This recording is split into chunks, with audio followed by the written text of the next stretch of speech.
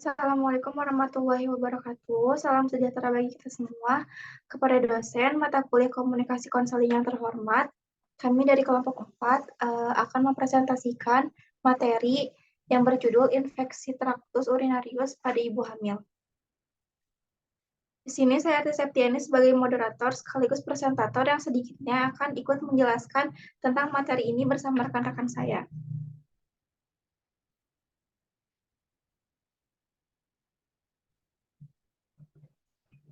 Infeksi traktus urinarius yaitu pada bulan-bulan pertama kehamilan, kandung kencing tertekan oleh uterus yang mulai membesar sehingga timbul sering kencing. Keadaan ini hilang dengan makin tuanya kehamilan bila uterus gravidus keluar dari rongga panggul. Pada akhir kehamilan, pada kepala janin mulai turun ke bawah pintu atas panggul, lalu keluhan sering kencing akan timbul lagi karena kandung kencing mulai tertekan kembali. Infeksi traktus urinarius merupakan komplikasi yang sering terjadi selama kehamilan. Pada sebagian besar penderita, infeksi sering terbatas pada traktus urinarius bawah, menjalar ke atas sehingga pyelonefritis akut, faktor predisposisi terjadinya bakteriuria dan infeksi traktus urinarius selama kehamilan oleh karena perubahan hormonal dan pengaruh faktor mekanik yang berakibatkan. Yang pertama yaitu aliran urin relatif statis di ureter. Yang kedua, meningkatkan residu urin dan peningkatan pH urin. Yang ketiga, gangguan pengosongan kandung kemih. Dan yang terakhir, meningkatkan prevalensi refleks vesiko-ureter. Selanjutnya, materi selanjutnya akan dibacakan oleh rekan saya.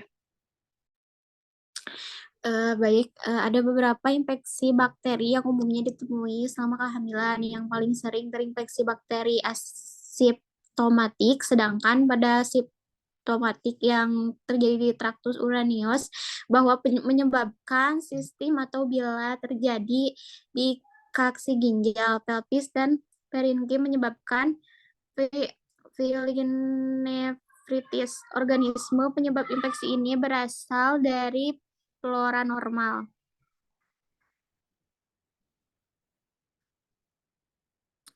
Lalu gejala. Secara garis besar, terdapat 3 gangguan yang sering dikeluhkan ibu hamil, yaitu berkaitan dengan gangguan penampungan, gangguan berkemih, dan stres inkontinensia. Gangguan penampungan menimbulkan perasaan urgensi untuk berkemih. Frekuensi dan nokturia meningkatkan selama kehamilan karena meningkatkan output urin. Urgensi terjadi pada 60% wanita hamil dan 10-19% mengalami urgen inkontinensia pada trimester 3 yang biasanya disertai iritabilitas detrusor.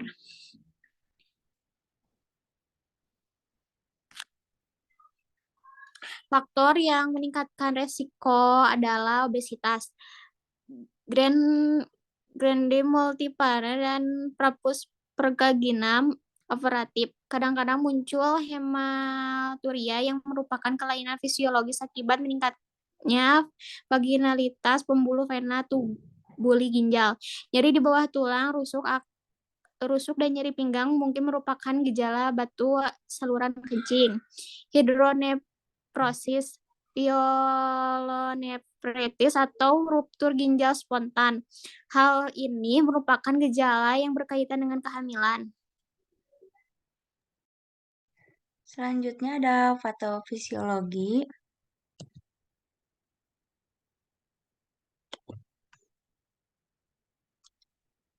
Masuknya mikroorganisme ke dalam saluran kemih dapat melalui beberapa penyebaran. Yang pertama ada penyebaran endogen, yaitu kontak langsung dari tempat terdekat saluran kemih yang terinfeksi. Yang kedua, hematogen, yaitu penyebaran mikroorganisme patogen yang masuk melalui darah yang terdapat kuman penyebab infeksi saluran kemih yang masuk melalui darah dari suplai jantung ke ginjal. Yang ketiga ada limfogen, yaitu kuman masuk melalui kelenjar getah bening yang disalurkan melalui helium ginjal. Yang keempat, eksogen sebagai akibat pemakaian alat berupa kateter atau sistoskopi. Dua jalur utama terjadi infeksi saluran kemih ialah hematogen dan ascending. Tetapi dari kedua cara ini, ascendinglah yang paling sering terjadi. Infeksi hematogen kebanyakan terjadi pada pasien dengan daya tahan tubuh yang rendah karena menderita suatu penyakit kronik, atau pada pasien yang sementara mendapat pengobatan imun supresif. Penyebaran hematogen bisa juga timbul akibat adanya infeksi di salah satu tempat, misalnya infeksi S. aureus pada ginjal bisa terjadi akibat penyebaran hematogen dari fokus infeksi dari tulang, kulit, endotel, atau di tempat lain. Infeksi ascending yaitu masuknya mikroorganisme dari uretra ke kandung kemih dan menyebabkan infeksi pada saluran kemih bawah. Infeksi ascending juga bisa terjadi oleh adanya reflux vesiko dan reflux vesiko ureter, yang mana mikroorganisme yang melalui ureter naik ke ginjal untuk menyebabkan infeksi. Infeksi traktus urinarius terutama berasal dari mikroorganisme pada feses yang naik dari perineum ke uretra dan kandung kemih serta menempel pada permukaan mukosa. Agar infeksi dapat terjadi, bakteri harus mencapai kandung kemih, melekat pada dan mengkolonisasi epitelium traktus urinarius untuk menghindari pembilasan melalui berkemih, mekanisme bertahan penjamu, dan cetusan inflamasi.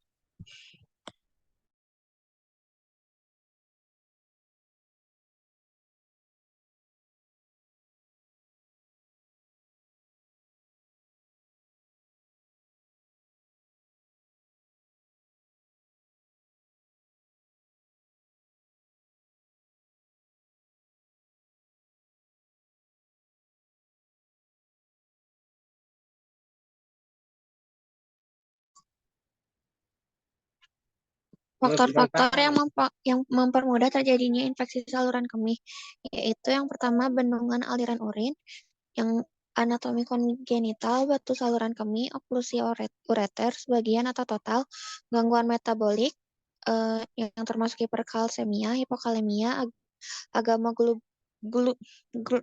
globulinemia. Yang ketiga ada kehamilan, faktor statitis dan bendungan pH urin yang tinggi sehingga mempermudah pertumbuhan kuman.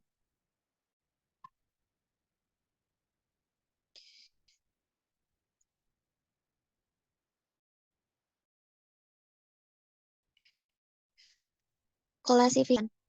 Yang pertama, infeksi diklasifikasikan menjadi dua bagian. Yang pertama yaitu bakteri tanpa gejala atau asimptomatik, yang dimana ditemukan bakteri sebanyak 5 lebih dari 100.000 per mili air seni dari sediaan air seni atau midstream. Angka kejadian bakteri urea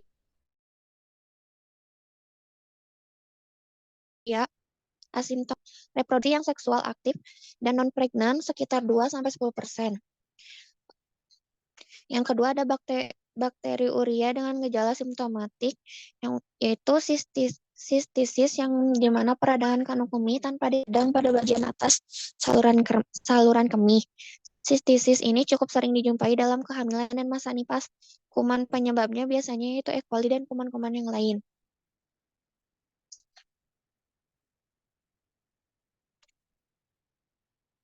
Klasifikasi infeksi saluran kemih sebagai berikut, yaitu ada kandung kemih, sistisis, uretra, uretris, prostatitis, dan ginjal pyelonefritis. Tanda dan gejala uretritis biasanya memperlihatkan gejala yang pertama mukosa memerah dan oedema, terdapat cairan eksudat yang purulen, ada ulserasi pada uretra, adanya rasa gatal yang menggelitik, good morning sick, adanya nanah awal miksik, nyeri pada saat miksik, kesulitan untuk memulai miksik, nyeri pada abdomen bagian bawah, kebutuhan untuk buang dari biasanya. Yang terakhir yaitu sakit punggung dan menggigil.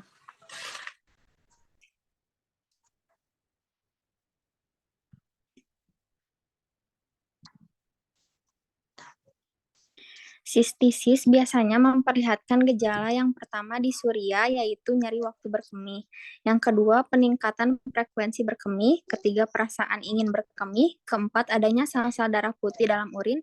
Yang kelima, nyeri punggung bawah atau suprapubik. Yang terakhir yaitu demam yang disertai adanya darah dalam urin pada kasus yang parah. Sudah. Kamu 15? Pyelonefritis akut biasanya memperlihatkan gejala 1. Demam, 2. Menggigil, 3. Nyeri pinggang, 4. Disuria. Pyelonefritis kronik mungkin memperlihatkan gambaran mirip dengan pyelonefritis akut, tetapi dapat juga menimbulkan hipertensi dan akhirnya dapat menyebabkan gagal ginjal. Komplikasi infeksi tranus urinarius. Yang pertama, pyelonefritis akut. Pyelonefritis akut adalah suatu refleksi inflamasi yang terjadi karena infeksi pada pyelum dan parenkim ginjal. Kuman Staphylococcus aureus dapat menyebabkan pyelonefritis melalui penularan secara hematogen, meskipun sekarang jarang dijumpai. Kedua, septikemia adalah suatu keadaan ketika terdapat multiplikasi bakteri dalam darah. Istilah lain untuk septikemia adalah blood poisoning atau keracunan darah, atau bakteremia dengan sepsis. Septikemia merupakan suatu kondisi infeksi serius yang mengancam jiwa dan cepat memburuk. Sumber infeksinya berasal dari paru-paru, saluran kencing, dan tulang radang otak.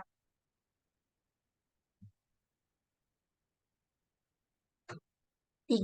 Gagal ginjal. Gagal ginjal adalah penurunan tiba-tiba fal ginjal pada individu dengan ginjal sehat, sebelumnya dengan atau tanpa oliguria, dan berakibat azotemia progresif serta kenaikan urin dan kreatinin darah.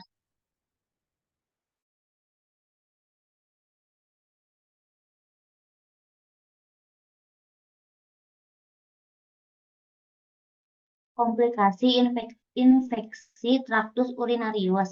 ISK dapat menyebabkan infeksi ginjal dan pembentukan abses ginjal dan perirenal. Infeksi ginjal dapat menyebabkan awal persalinan dan berat badan lahir rendah.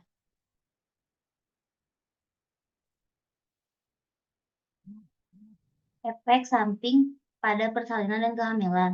Beberapa pengaruh infeksi traktus urinaris pada kehamilan adalah sebagai berikut. Yang pertama, terjadi insiden kelahiran preterm, mortalitas perinatal meningkat, dan meningkatkan insiden bayi berat lahir rendah atau BBLR. Yang kedua yaitu terdapat peningkatan insiden anemia dan hipertensi kehamilan. Pemeriksaan diagnostik. Yang pertama, urinalisis. Urinalisis terbagi menjadi dua, yaitu leukosuria atau piuria dan hematuria. Leukosuria atau piuria merupakan salah satu petunjuk penting adanya ISK. Leukosuria positif bila terdapat lebih dari 5 leukosit atau lapang pandang besar atau LPB, sedimen air kemih. Hematuria positif bila terdapat 5-10 eritrosit atau LPB, sedimen air kemih. Hematuria disebabkan oleh berbagai keadaan patologis, baik berupa kerusakan glomerulus ataupun urolitiasis. Yang kedua, bakteriologis. Bakteriologis terbagi menjadi dua, yaitu mikroskopis dan biakan bakteri. Yang ketiga, kultur urin untuk mengidentifikasi adanya organisme spesifik. Yang keempat, hitung koloni. Hitung koloni sekitar 100.000 koloni per mililiter urin dari urin tampung, aliran tengah, atau dari spesimen dalam kateter dianggap sebagai kriteria utama adanya infeksi. Penata laksanaan infeksi traktus urinarius. Penata laksanaan sebagai bidan yang pertama menganjurkan kepada pasien untuk banyak minum air putih agar diuresis meningkat. Yang kedua, menganjurkan pasien untuk vulva hygiene yang bersih. Yang ketiga, menganjurkan ibu untuk segera buang air kecil jika dorongan untuk berkemih. Yang keempat, memberikan obat antibiotik. Yang kelima, kolaborasi dengan dokter. Yang terakhir, kesimpulan dari materi kita, yaitu infeksi traktus urinalis atau infeksi saluran kemih adalah infeksi bakteri yang paling sering dijumpai selama kehamilan. Walaupun bakteri urea asymptomatik merupakan hal biasa, infeksi simptomatik dapat mengenai saluran bawah yang menyebabkan sistisis atau menyerang kaliks, pelvis, dan parenkim ginjal sehingga menyebabkan pyelonefritis. Infeksi traktus urinarius merupakan komplikasi pada wanita hamil. Dikatakan jika infeksi traktus urinarius bila pada pemeriksaan urin laboratorium diketemukannya bakteri yang jumlahnya lebih dari 10.000 per mili. Infeksi traktus urinarius dapat berdampak pada ibu dan janin, yaitu anemia, hipertensi, kelahiran prematur, dan BBLR.